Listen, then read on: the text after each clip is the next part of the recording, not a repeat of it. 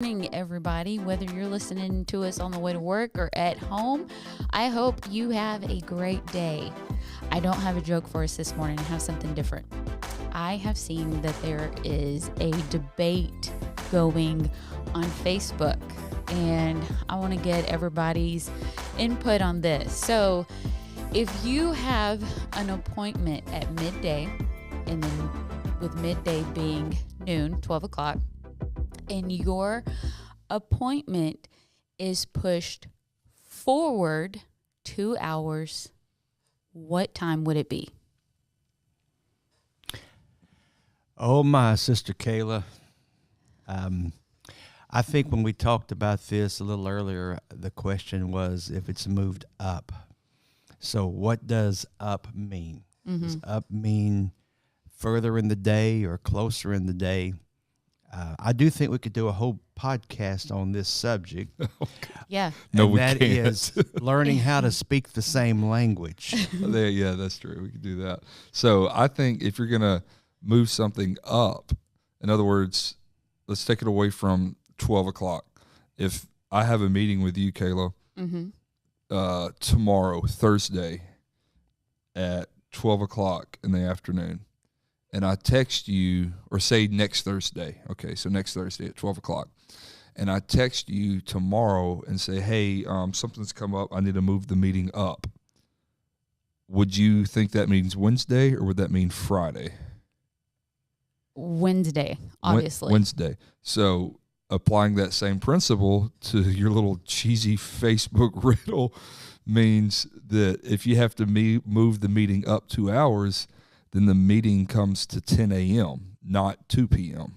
But not necessarily, because in the language that I speak, if you say we're going to move your meeting on up in the day, I mean, to me, up in the day is up in the day, further up in the day. So 10 o'clock. Yeah, you're saying the same thing we are. No. You mean 2 Yes. p.m.? No, if you're going to move it further up in the day, I mean, that's further down. No, so you're pushing it back. That's later in the day. See, we're not later, exactly. Later, back. Yeah. Later means back. Up in the day. Okay. So you got to speak the language up in the day. It's Okay, so look, here my point of view. My meeting is at 12 o'clock, and I am asked, hey, I can't make it at 12. Let's push it forward.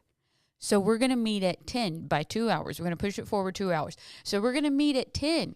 If we were going to meet at 2, that person would say, hey, I can't meet at that time. Can we meet at a later time? Can we push it back? Push it back. 2 hours. So that would be 2 o'clock. I think you're outnumbered, Dad. But all you said we wanted to move it up, and in my language, Up, when you move forward, same thing. Move it up in the day. Move it up in the day.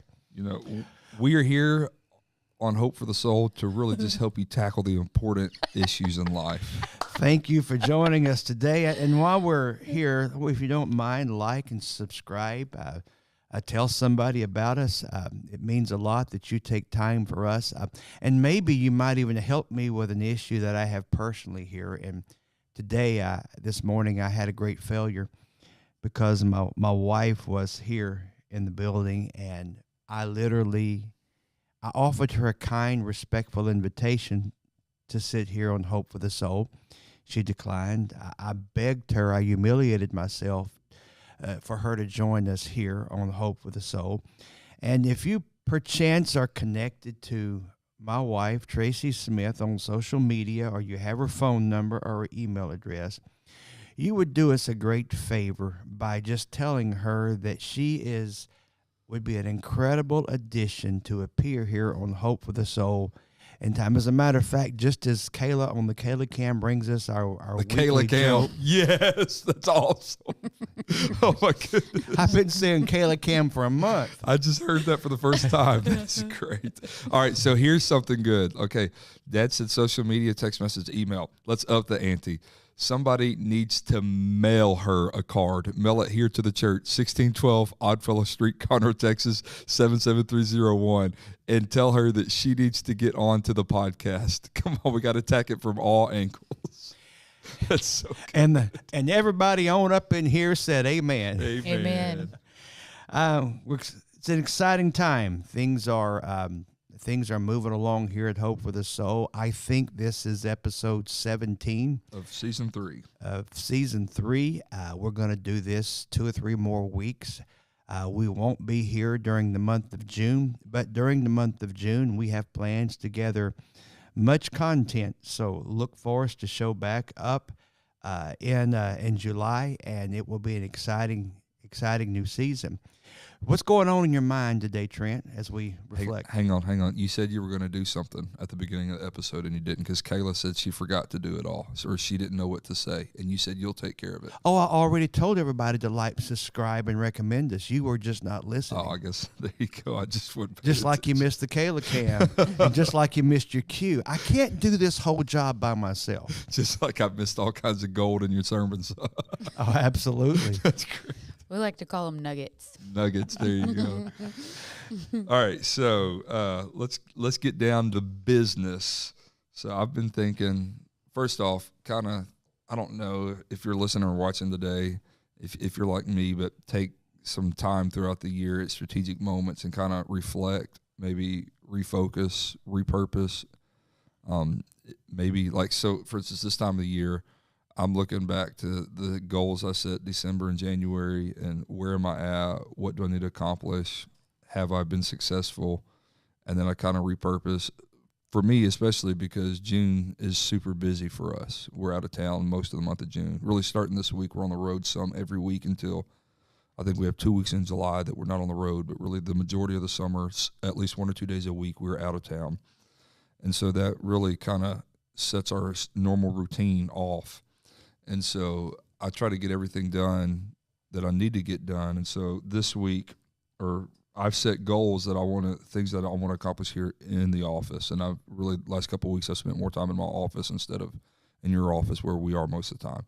And I'm trying to get things ready. So when I come back, I'll be here 1 or 2 days a week during the summer, but it's just not the same as being here 5 days a week. It is a different schedule. Yeah. So I've been thinking along the lines of what do I need to get accomplished. I do this in December. I kind of get the idea of where I want to go the first few months of the year as far as preaching and all of that. I do it in May.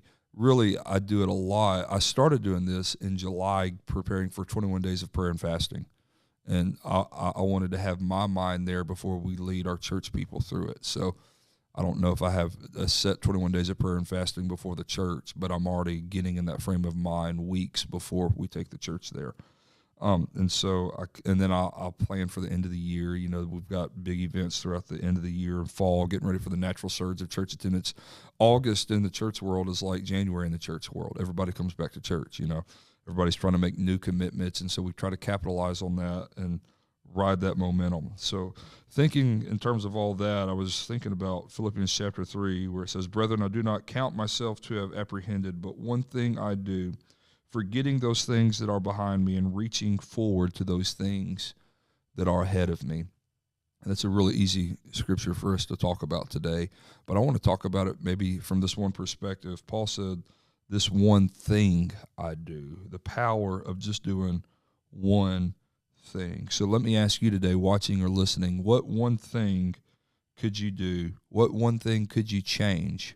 Maybe what thing could you start doing, or something you could stop doing that would dramatically make a difference in your life for the better? Maybe it's a bad habit. Maybe you started eating unhealthy. Maybe, I don't know, you quit making the bed when you wake up in the morning. Maybe instead of mowing the yard every week, you're mowing it once a month now.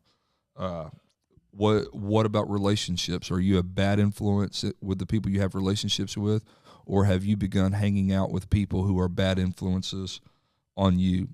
Or what one thing could you do concerning your health, devotion, your spiritual health or physical health? A devotion, sleep patterns, working out, all this type of stuff. You know, we're always healthy at the beginning of the year, and then this is the time of year where we start relaxing on this. But what's one thing that you could do that would change your life for the good? I think this is an incredible question. And when we realize we're made up of 3 parts, body, soul, and spirit. And I think that we have to, cognitively decide, how I'm going to manage my body, how I'm going to manage my soul, and how I'm going to manage my spirit. Obviously, how we handle our soul is most important. Our salvation issue is going to live for God, going to be faithful. Secondly, I think that it's very important that we cognitively decide how we're going to handle our body. I will not do some things with this body. I won't take this body in some places. I will not put certain things in this body. And so you begin to decide what I'm going to do with this. I'm going to exercise, like you mentioned. I'm going to exercise. I'm not going to exercise. I'm going to eat right. Or I'm going to go on a cookie diet. Just it's ever how you want to manage that body. Crumble, absolutely. And have you ever noticed that Crumble, when you walk in there, everybody's smiling? Everybody smiles at Crumble cookies, especially the people that own it. At $5 a cookie, they're doing all right. They're paying the light bill. But then there's also our body, our soul, and then there's our spirit, and that's that inner man, that attitude part of us, that intellect, that soulish intellect, that personality. That part that can harbor offense or refuse offense, that part that can be happy or choose happiness or choose a bad spirit. And we have to know these things are a choice. And when we have the privilege of choosing what we do with our body and what we do with our soul and what we do with our spirit, then when we make that choice, that I think that when you look at the scripture where that in the Old Testament, the man said, Caleb said, choose you this day whom you service for me in my house. Joshua said this, we will serve the Lord. That's a cognitive decision on a singular thing we can do. We're going to do right. We're going to do right by God. Yeah, so what one thing are you going to do is my question today. I know this is a busy time of the year for all of us, but face it, all of the goals that you have set for the year are good and great, but they're useless if you don't have God somewhere in the mix. And you can do all kinds of things in this world that are good, all kinds of goals, all kinds of accomplishments, but if you don't include God in the mix, you're going to be missing out on something. Simply put, what I'm trying to say is our human efforts are not enough. We have to include God, and I know probably if you're listening to this podcast today, you are a believer. You're probably spirit-filled, not just a believer, but you're spirit-filled. But so I don't want to preach to the choir, but I do want to challenge you to set spiritual goals this summer. I tell the church like this, Dad, and I really got it from you because this time every year for as long as I can remember, you've preached this sermon. You know, I'm not going to backslide this summer. It's summertime. We're going on vacation, but we still are who we are. We're not leaving Jesus at home when we go on vacation. And you've modeled that life. You and Mom have. And this past week, I told the church the exact same thing. But I think it's very important that we realize that out of all the many things we do, the greatest one thing we do is include the God factor in our life. So you decide whatever area of life that you know you need to work on, you decide. So make this natural. So you look at your budget and realize you have much more week than you have money. And so you begin to think, I need to make decisions financially. And of course, there's the obvious, if you don't have money to pay your bills, quit buying $5 Starbucks, that type of thing. $5 crumble cookies. If you do both of them in the same day, then that's probably not the wisest of decisions. But I think if you have a financial issue, then you go to the core of it. Where do I start fixing my money? Yeah. And if you go to the core issue of here is I've got to fix my money. I want my money to be blessed. I want my budget to be blessed. Then you go to the core of it. And first off, you make sure, am I a tither? And if you get the first step right, and things are going to improve, and they may not improve drastically because you still can be a tither, but also be a bad manager. A bad manager of what you have left over, and you do the crumble thing every week. We're advertising for Crumble today, and it's free. So, but no, the advertisement is free, not the cookie. I promise you. Crumble pay us. So you take the next step. I've worked on my money now, and I'm making sure that God's involved in this. And so then you have to say, what's the next thing I can do? Well, you say, well, I'll cut out the $5 coffee, or I'll cut out, eating out at lunch. Now I'll take a brown paper bag, or I'll take a leftover. And those areas where you begin to manage. Yeah. Go ahead. I'm sorry. And so it's a step-by-step process, but it's one step at a time. And when you arrive at the point, well, I'll tithe, and I'll quit spending big money at lunch, and then maybe you begin to measure. Look at the subscriptions you have. Oh, goodness. And so now you've got all of these subscriptions, and everything is on auto subscribe and auto pay and connected to your debit or your credit card. And before long, you've subscribed yourself away to a real peaceful livelihood because all of these subscriptions. So it's one step at a time, one thing at a time. And so you begin to manage yourself. Now, this is with your money, but what about your health? That's good. Or what about your walk with God? I mean, you decide, well, I'm gonna have a prayer life, or I'm gonna get on the Bible reading plan, or I'm not gonna miss a service. In the next 3 months, I will be there at every service. Or what is the next step? Because you're gonna take this step, and there's gonna be a brand new one thing that I can do to fix it. That's so good. Psalms 27 says this: "One thing have I desired of the Lord." Get that? One thing have I desired of the Lord, that I will seek, that I may dwell in the house of the Lord all the days of my life, to behold the beauty of the Lord and to inquire in his temple. So basically, we're just sneaking up on you today, just telling you that you do not need to forsake the things of God. In this busy time of life, the most important one thing that you can do is to inquire of the Lord. David said, "This one thing have I desired of the Lord, that I will seek him, that I will earnestly seek after him." So let me ask you these few questions. What goals did you set in January of 2022? What spiritual goals, physical goals, family goals, fill in the blank. What goals did you set? Are you on track to accomplish them? These are questions that I'm asking myself right now. Then the third question, how can you improve your personal prayer and devotion time? In the middle of all the goals that you've set, what can you do right now to increase your devotion time and your time spent with the Lord? And here is probably one of the most important questions that you'll ever ask yourself, and it's really 3 and 4, the same question. How can you get closer to Jesus? What can you do? What one thing can you remove?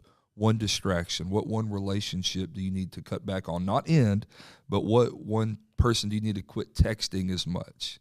What one person has become a negative voice in your life that is weighing you down, or maybe not weighing you down, but is hindering your walk with God? Let me just say it. This is very plain, but I think sometimes we need to be spoken to very plainly. You will never achieve the prize of the high calling of God that we read about in Scripture by satisfying the low expectations of the world.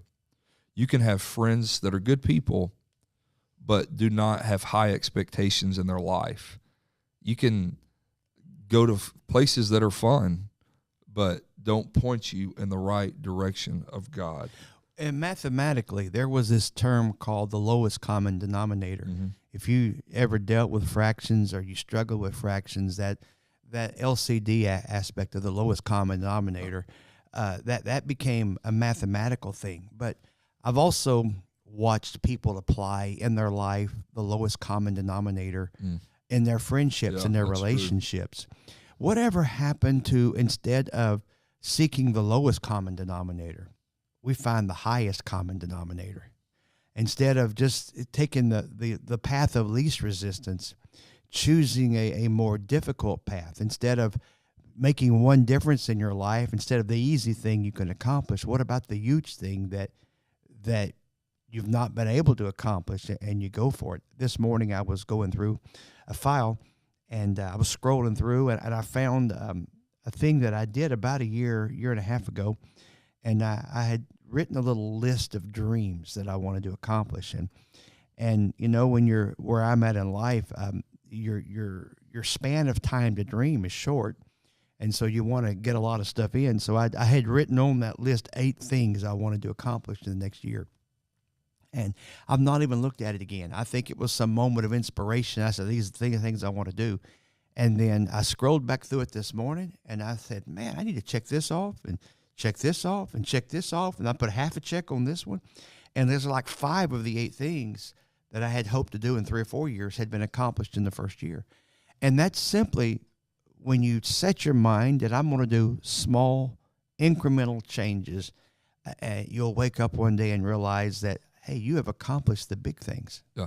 So I think that sometimes what we need to do is we need to not be the smartest person in the room, Dad. I think going back to what you were saying, we need to challenge ourselves to grow more. I had somebody call me yesterday that they have an opportunity next week to be in a meeting, and they said, I don't know if I should do it. I'm calling to get your advice. This was last night.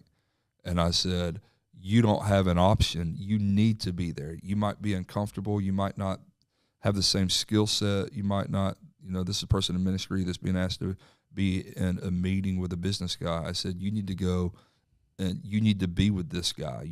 This is a great opportunity for you to learn and grow from. There's things that happen in our life that are defining moments. And sometimes we can set goals, and we need to set goals. That's what we're talking about today, accomplishing the goals that we set. Do the one thing that will get us to where we want to be in life, or we feel God is calling us to be in life.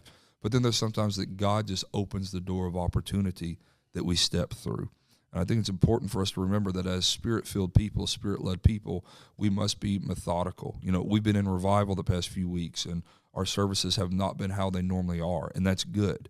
But we still must be people of systems. We must be people of strategy, people of discipline. There must be a balance between all of that so we stay on track. And so that leads me to what I want to talk about in closing is what's 3 ways that you can accomplish the one thing in your life, 3 ways that you can press forward and meet your goals. And this goes back also to, Dad, what you were just talking to is, number 1, you have to make the most of your time.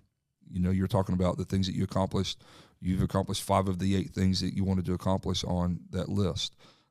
You did that by making the most of your time. Ephesians says this, see then that you walk circumspectly, not as fools, but as wise, redeeming the time.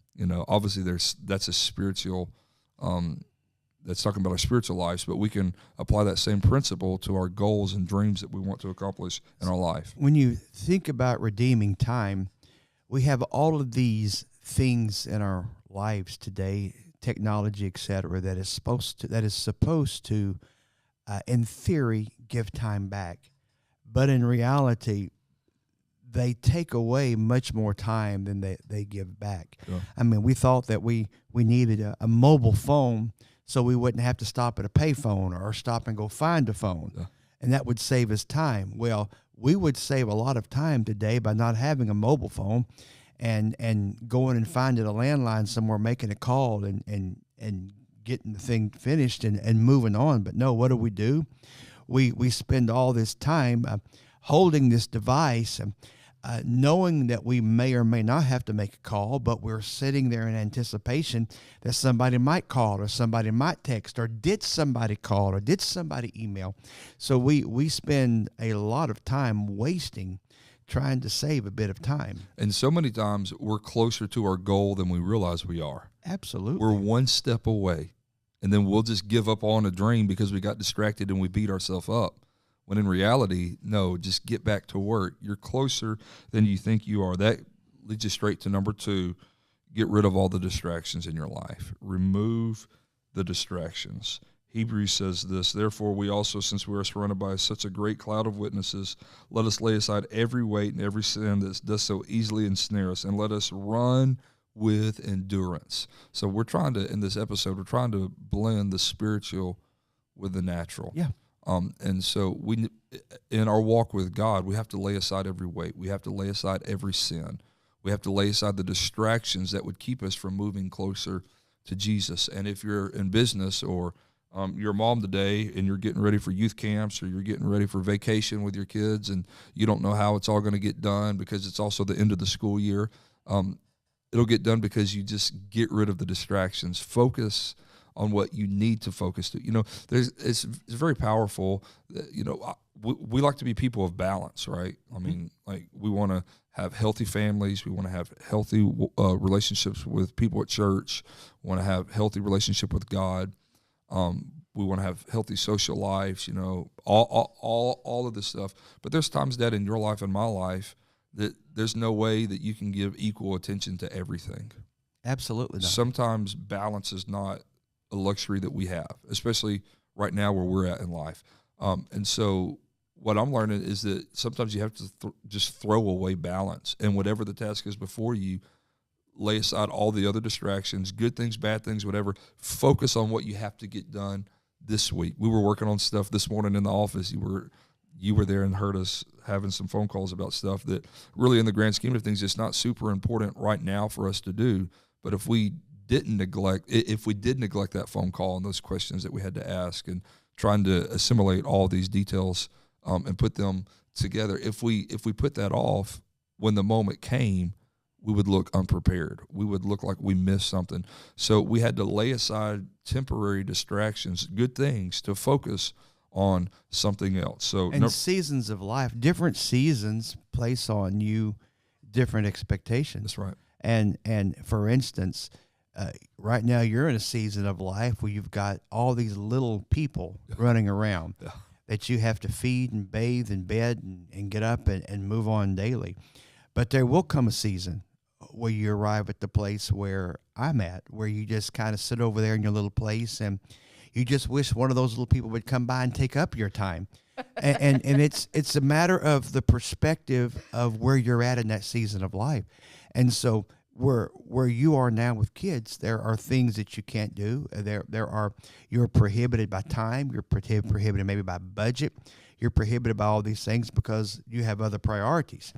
But at the same time, there will come another season when the life will balance out and you'll no longer necessarily have to worry about the constant. I mean, the kids will learn to bathe themselves at some point, dress themselves. And so that gives you an amount of time back, and you begin to balance in these areas again, knowing that there's going to be another season when you get where I'm at, where you don't have to worry about hardly anybody or anything. You just do your own little thing.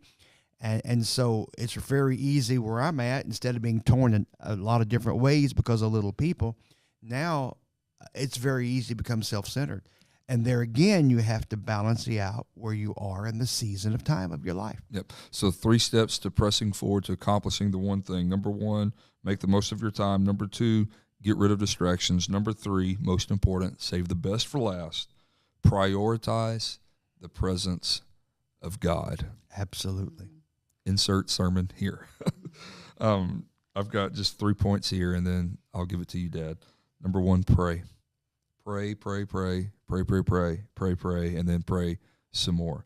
I think we should pray first, not text first. I think we should pray first, not gossip first. I think we should pray first before we run to voices of wisdom in our life, and we should do that. But we shouldn't go seek godly counsel before we seek God. We should seek God and then seek. So seek God's counsel before godly counsel. Exactly right. So prayer is so important when prioritizing the presence of it. It's just like the principle of tithing, Dad, that you were talking about. I wish people could grasp the concept, get the revelation in their life that when you prioritize the things of God, whether it be tithing, whether it be the house of God, whether it be whatever it is for your family, when we're talking about our spiritual walk, if you put that first, God gives back. He gives back with peace. He might not give back with money, might not give back with time because we're bound by time, but he will do something. He will give. It's a scriptural. If you give, it shall be given unto you, pressed down, shaken together, running over. Prioritize the presence of God and watch as God gives back to you in ways that you can't imagine. So going back, we have to pray. We have to pray when we prioritize the presence of God. But then so many times, Dad, I'm guilty of just praying, and then walk away. Kayla really helps me with this, and this is something that I've worked on for the past several months, is pray and then just be quiet and listen. Mm-hmm. Don't get up and walk away when you're done praying. Or like a lot of times I'll go in the sanctuary, I'll leave the office if I feel like I need to pray, or I feel like that time has hit me. I'll go and pray, pace back and forth, and then when I'm done, I'll keep pacing. I won't walk back out to the office and get to work. I'll just wait to hear from God.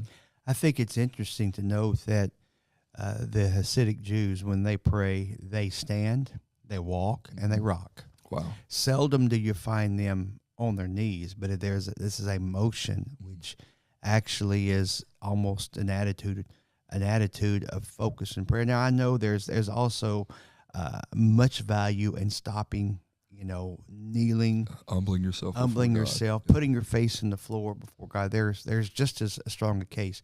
But many times, great communication with God, you are in motion when you do that, and so there's no set formula for communicating with God, and as you're saying, you'll walk back, but at the same time, there's times that I've walked because I'm so on the inside stirred up that I've decided, I'm going to go over here and get very, very still and listen to the Lord, and I do this on any kind of event. If I have a wedding or a funeral or anything like that, for years I've heard myself say, I need to get alone and get real still for a few moments. And as a result of that, this last week you asked me for help with a marriage vow. And so I sent you something from the past. And then I told you that, it's been years since I used any sort of a note or any sort of an outline at a wedding or funeral, simply because I have this time that I get very still, and my thoughts and the things I need to accomplish and the things that are needed of me to be said, I have gotten still for an hour or two before, and it may be in the office, it may be at our house, it may be in the vehicle, but I've gotten very, very still and been able to focus on the voice of God. Prioritizing the presence of God. Maybe if you're in business today and you're saying, well, how can I do that? I can't have devotion or Bible study at the office, and you might not be able to do that. That might not be wise. But throw in something. I mean, sneak up with them. Like I think this is one of the reasons why I like John Maxwell so much, because he pastored for years and years and years before he entered into the business world, into corporate America, with all of his coaching and writing and all that. And for years he was heavily involved in corporate America, leading, not just powerful companies across the world, but some of the strongest world leaders, politicians, presidents, kings, queens, just ambassadors, some of the most powerful people in the world he's led. And he was feeding principles of righteousness and principles of God's word without ever pulling out his Bible and thumping the Bible. If you're in business, prioritize the presence of God. If you want to be blessed in your life, put the things of God first. You might not be able to come out like we do in a church setting or here on this podcast, but make sure that righteousness is going forth. It will affect the one thing that you are trying to accomplish. Dad, I'm done. Never forget, when you take care of God's business, he will take care of your business. So good. And so when you make the priorities of life, God, you're number one. Whatever needs to happen to transact between you and me, that's my priority. Then God will look back at you with the same attitude. Well, we've got some business together, and since I am your priority, I'm going to make you my priority, because he blesses back, and he just seems to know when we are doing our best. This has been a great episode. Yep. So thanks everybody for tuning in, watching, or listening, however you consume. As always, leave a review if you're listening on Spotify or Apple Podcasts. Leave a star, write a review. If you're watching on Facebook, thanks for watching. We hope this podcast was a blessing to you. Share it with a friend. Text it, share it on your timeline. If you're on YouTube, share the link, email the link, tweet the link, however you want to share it. We would just be honored for you to help us get this content out to as many people as possible. God bless, guys. We'll see you soon. Hang on, before you leave us, remember to send a message to my wife that we need her. Yeah. We need that lotto of letters to come in here, or emails, or text message to her.